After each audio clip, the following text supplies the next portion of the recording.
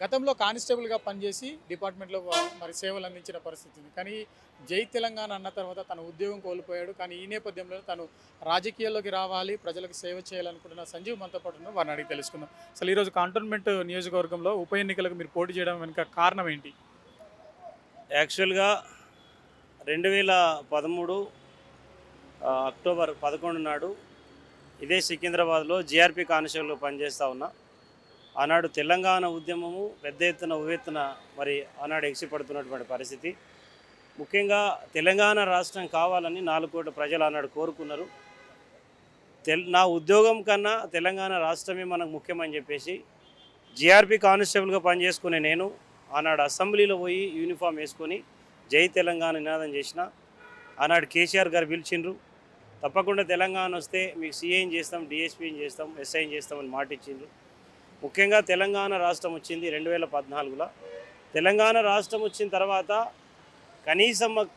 కనీసం పలకలేదు, పిలవలేదు, మాట్లాడలేదు, గౌరవించకూడలేదు. సెక్రటరియట్కి ఎన్నోసార్లు పోతే మమ్మల్ని అపాయింట్మెంట్ కూడా ఇవ్వలేదు. ఈ 10 ఏళ్ళ వారి పాలనలో నాకొక్కరికే కాదు, పోలీస్ కిష్టన్ ఆత్మహత్య చేసుకున్నాడు. తర్వాత డిఎస్పీ నళిని మేడం గారు వాళ్ళు రిజిగ్నేషన్ ఇచ్చిండ్రు. శ్రీనివాస్ గౌడ్ కానిస్టేబుల్ ఎల్వి స్టేడియంలో జై తెలంగాణ అన్నాడు. అదేవిధంగా ఈ తెలంగాణ రాష్ట్రం కోసం శ్రీకాంతాచారి చనిపోయిండు.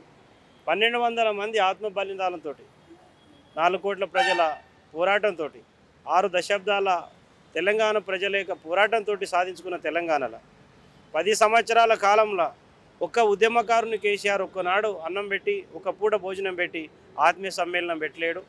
కనీసం ఒక ఉద్యమకారుడికి, అమరవీరుల కుటుంబాలకు ₹1 కూడా కనీసం పెన్షన్ సౌకర్యం కూడా కల్పించలేడు. ఈ తెలంగాణ రాష్ట్రంలో ఎవరు కొట్లాడితే తెలంగాణ వచ్చింది?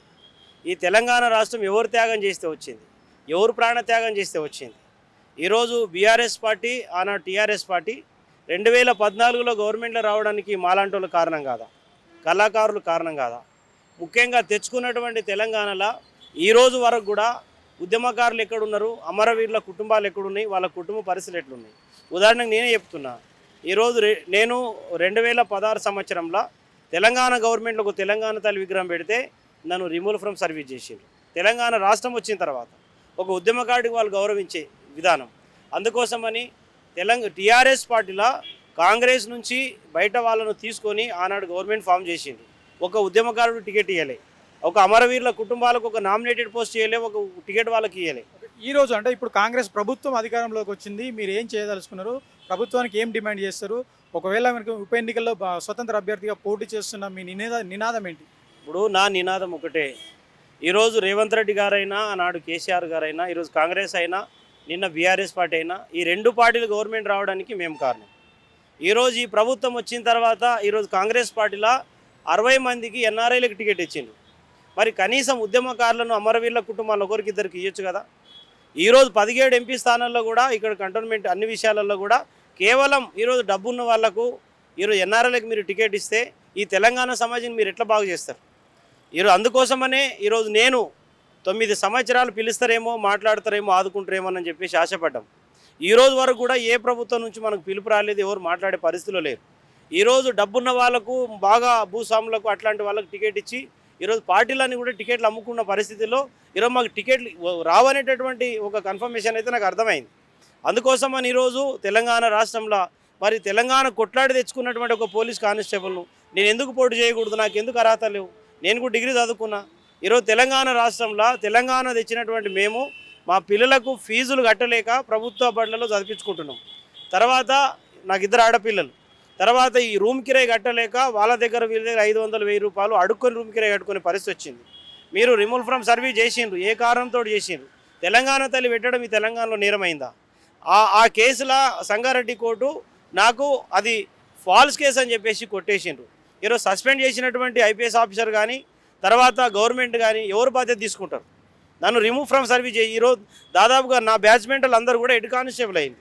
ఈరోజు నేను ఉద్యోగం కోల్పోయి మన తెలంగాణ రాష్ట్రంలో, బంగారు తెలంగాణ రాష్ట్రంలో, మరి కొట్లాడి సాధించుకున్న రాష్ట్రంలో తెలంగాణ కోసం పోలీసు ఉద్యోగం త్యాగం చేసిన నాకు మీరు రిమూవ్ ఫ్రమ్ సర్వీస్ చేస్తే అసలు తెలంగాణ సమాజాన్ని మీరేం బాగు చేస్తారు? మీరు ఏం చెప్పదలుచుకున్నారు? కంటోన్మెంట్ ప్రజలకు ఏం చెప్పదలుచుకున్నారు?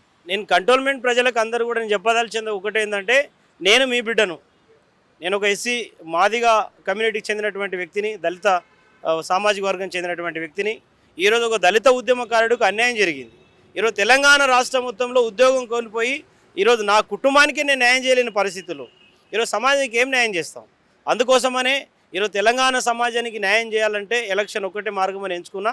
నేను కంటోన్మెంట్ ప్రజలకు అందరూ కూడా నా 2 చేతులు జోడించి నేను నమస్కరించి విజ్ఞప్తి చేస్తూ ఉన్నా.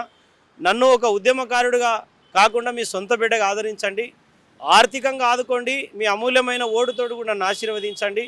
నేను తప్పకుండా నాకు ఏ పార్టీ అవకాశం వస్తుందా రాదా నాకు తెలియదు, కానీ నేను బ్రతికి ఉన్నన్ని రోజులు తప్పకుండా నేను ప్రజల తరపున ఎన్నికల్లో కొట్లాడతా. రేపు ఎమ్మెల్సీ కానీ ఇంకేతర లోకల్ బాడీ ఎలక్షన్ కానీ ఏ ఎన్నికలు వచ్చినా ప్రజల తరపున కొట్లాడాలని నిర్ణయం చేసుకున్నా.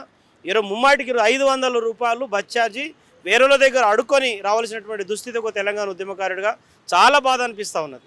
ఈరోజు మా పిల్లలు నేను ఉద్యోగం చేస్తే బ్రహ్మాండంగా ఏదన్నా మంచి కార్పొరేట్ స్కూల్లో మా పిల్లలు చదివించుకోవటం, ఈరోజు ఉద్యమం చేయడం వల్ల తెలంగాణ తల్లి విగ్రహం పెట్టడం వల్ల నన్ను రిమూవ్ ఫ్రమ్ సర్వీస్ చేయడం వల్ల ఈరోజు రూమ్ కిరాయి కట్టుకోలేకపోతున్నా, మా బిడ్డలకు ప్రైవేట్ స్కూళ్ళలో చదివించుకోలేకపోతున్నా. ఈరోజు కుటుంబ పరిస్థితి అస్తవ్యస్తంగా మారిపోయింది. ఈరోజు 500-1000 రూపాయలు అడుక్కొని ప్రతిరోజు బతికే పరిస్థితి వచ్చింది. కాబట్టి దయచేసి రిక్వెస్ట్ చేస్తున్న ప్రతి ఒక్కరిని తెలంగాణ 4 కోట్ల ప్రజలకు అప్పీల్ చేస్తూ ఉన్నా.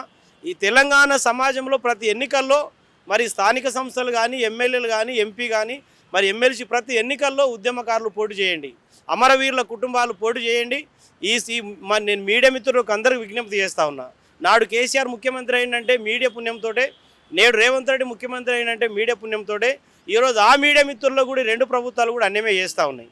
కాబట్టి నేను విజ్ఞప్తి చేసేది ఒకటే, ఏ ఉద్యమకారుడు ఈ సమాజానికి కనిపించాలన్నా మీడియా చూపిస్తేనే కనిపిస్తుంది. నేను మీడియా మిత్రులకు అందరూ కూడా మీ కాళ్ళకు దండం పెట్టి చెప్తా ఉన్నా, మీ తమ్ముడిగా మీ బిడ్డగా నన్ను చూపించుర్రి. నిజంగా చెప్తున్నా, నేను 13-14 సంవత్సరాలుగా రిమూవ్ ఫ్రమ్ సర్వీస్ అయిన తర్వాత ఇప్పటికీ 2500 రూపాయలు ఒకటే రూమ్లో నేను ఉండగలుగుతున్నా.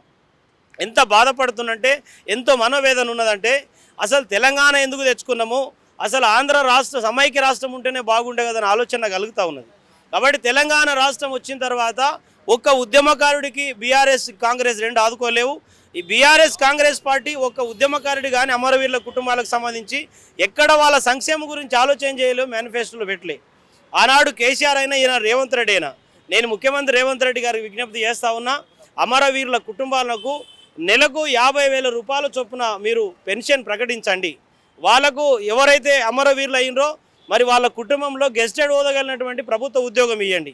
ముఖ్యంగా ఈరోజు మరి నిజంగా ఉద్యమం చేసినటువంటి నాలాంటి ఉద్యమకారులకు మీరు ఐడెంటిఫై చేసి మా మీద విచారణ చేపట్టి ఎంక్వైరీ చేసి మాలాంటి ఉద్యమకారులకు మరి శాశ్వతంగా మీరు అనేకులకు పెన్షన్ ఇస్తుండ్రు కదా, ఉద్యమకారులకు పెన్షన్ ఇస్తే మీది ఏం పోయింది? మేము కొట్లాడితే మీరు ముఖ్యమంత్రి అయ్యారు, మేము కొట్లాడితే కాంగ్రెస్ గవర్నమెంట్ వచ్చింది, నాడు బీఆర్ఎస్ వచ్చింది. ఇప్పుడు కళాకారులను కానీ అమరవీరుల కుటుంబాలను కానీ ఉద్యమకారులను కానీ తెలంగాణ కోసం కొట్లాడిన ప్రతి ఒక్కరిని కూడా మరి రాష్ట్ర ప్రభుత్వము వారికి న్యాయం చేయాలని నేను డిమాండ్ చేస్తూ ఉన్నా.